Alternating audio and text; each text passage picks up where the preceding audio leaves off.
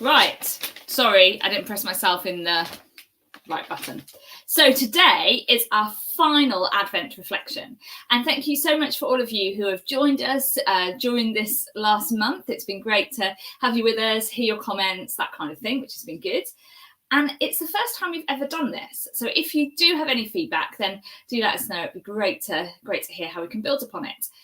And then after Christmas, we're going to be preloading some reflections from the Church of England. So you'll be able to see some of those. So don't worry, there'll still be stuff on the page to watch. Now, today in the box, as it is Christmas Eve, I have got a toy. In fact, I've got quite an impressive toy. Hopefully it'll work for us. Hopefully you can hear that.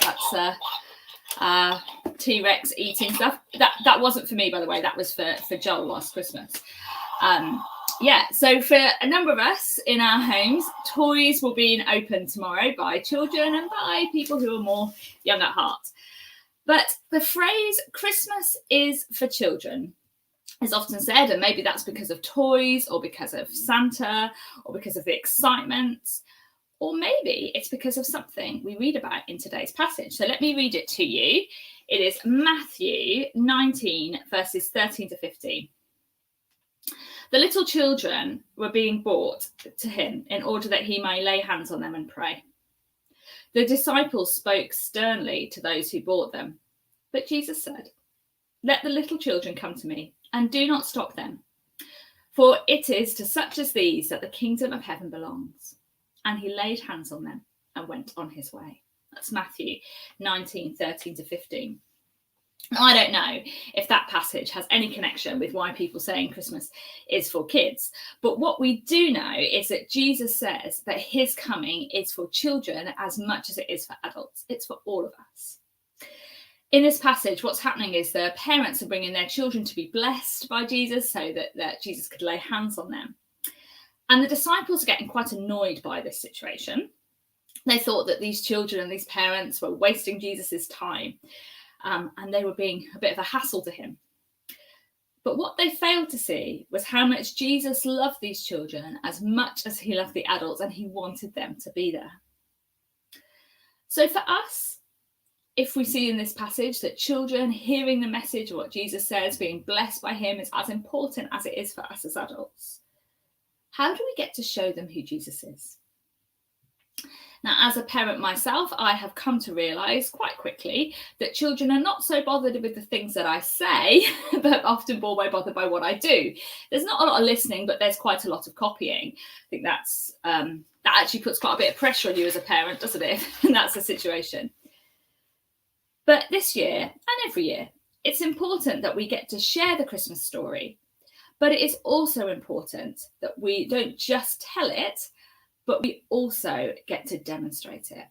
And as I look back over December and beyond this year, it's amazing how we've been able to do that, actually. Whether it's through the Christmas hampers that this week have been taken to a number in our parish, who we might have had Christmas dinner with, had times been different, and for others who we want to think of particularly at this time. For the kids packs that the Little Fishes group sent out to our parents that we haven't been able to see since March.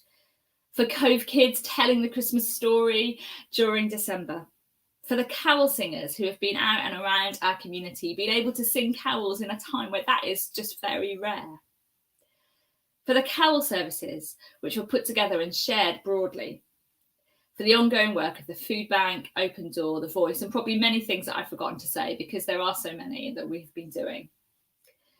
Isn't it amazing that through December we have been able to share the good news as well as tell the good news? And I think we can sit back, probably a little bit tired now before Christmas, and feel that the stuff in this verse we've taken seriously, but also we will continue to take seriously in 2021, despite what the pandemic brings. We continue to tell about Jesus, to live like he taught us, through the children and through the adults. And hopefully at some point, if the pandemic allows, we will be able to appoint someone as a children's schools and families worker to work alongside our great team to be able to do that even more.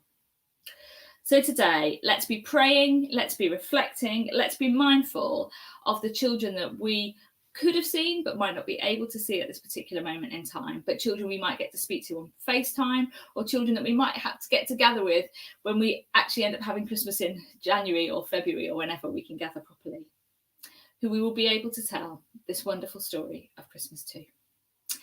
Have a wonderful Christmas. Looking forward to seeing some of you this evening at Midnight Communion and tomorrow for Christmas Day. If not, if I don't get to see you and you are at home, then have a wonderful Christmas.